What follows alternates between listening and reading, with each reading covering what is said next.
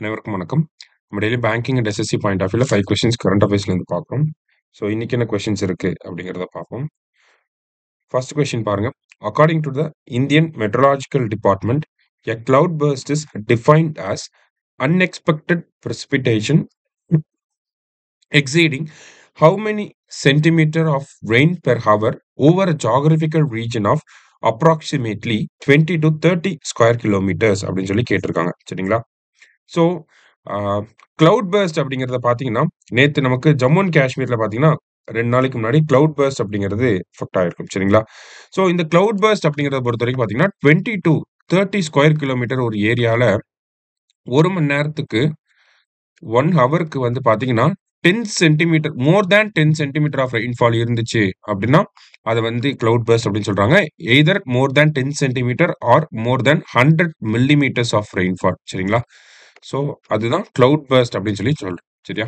Next, multinational exercise desert flag 10 is hosted by which country அப்படின்னு சொல்லி கேட்டிருக்காங்க. யாருன்னா யூஏஇல தான் நடக்க போகுது. சரியா?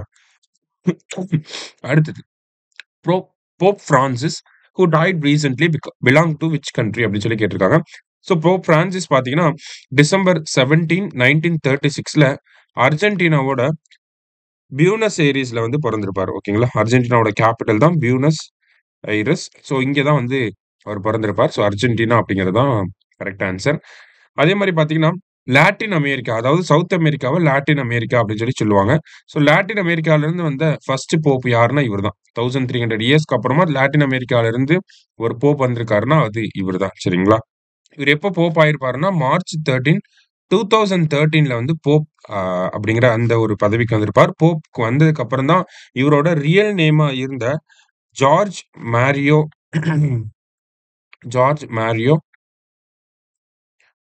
பெர்காக்லியோ அப்படிங்கிற இவர் பேரை வந்து மாத்திருப்பார். சரிங்களா? மாத்திட்டு போப் பிரான்சிஸ் அப்படிங்கிற நேமை எடுத்திருப்பார். சரியா? ஸோ அர்ஜென்டினா அப்படிங்கிறது இந்த கொஸ்டின் கரெக்ட் ஆன்சர். அடுத்தது, after how many years cricket as a sport has been included in the 2028 Los Angeles Olympic அப்படின்னு சொல்லி கேட்டிருக்காங்க. ஸோ ஆஃப்டர் 128 இயர்ஸ், ஓகேங்களா, 1900ல பாரிஸ் ஒலிம்பிக்ஸ்ல நமக்கு கிரிக்கெட் வந்து இருந்திருக்கும். அதுக்கப்புறமா இப்போதான் கிரிக்கெட் இன்க்ளூட் பண்ணியிருக்காங்க. T20 ஃபார்மேட்ல இருக்க போகுது. சரிங்களா? லாஸ்டா, what is the official theme for earth டே 2025 அப்படின்னு சொல்லி கேட்டிருக்காங்க. ஸோ எர்த் டே வந்து ஏப்ரல் 22. சரியா? எர்த் டேவோட அஃபிஷியல் தீம் என்ன அப்படின்னு பார்த்தீங்கன்னா அவர் பவர் அவர் பிளானட் அப்படிங்கிறது. சரியா?